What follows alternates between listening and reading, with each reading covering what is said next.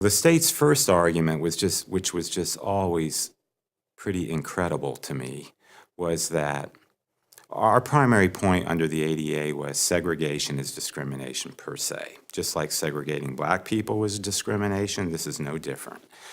And they tried to take the position that segregation was not discrimination because in order to show discrimination, you had to show unequal treatment.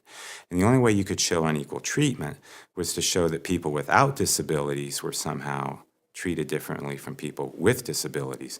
But since people without disabilities weren't confined, then you couldn't really show unequal treatment.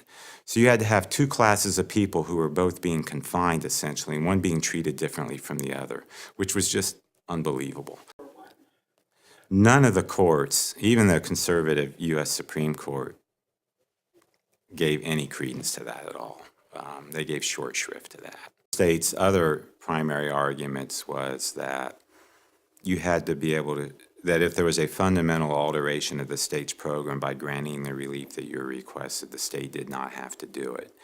And they couched that in terms of what programs they had available, and then that led to the next step of how much they cost.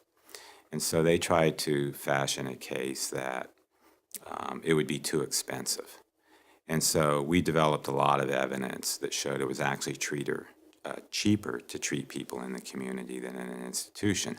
And so their comeback on that, which was kind of clever, was, well, it might be cheaper to treat a particular individual, but until we have enough people to create a critical mass to be released from an institution to where we could shut down an entire ward and lay off a lot of employees, it won't be cheaper to us because we'll still be paying for the beds in the institution while we're also on top of that paying for them to be in the community. And so then we were able to come up with their own wait list and some of their own data once we dug down that showed they had 500 and some people that were eligible for community services. So they had more than enough of a critical mass, in fact, to shut down the entire hospital or a good portion of it. And so that was how we dispensed with that argument.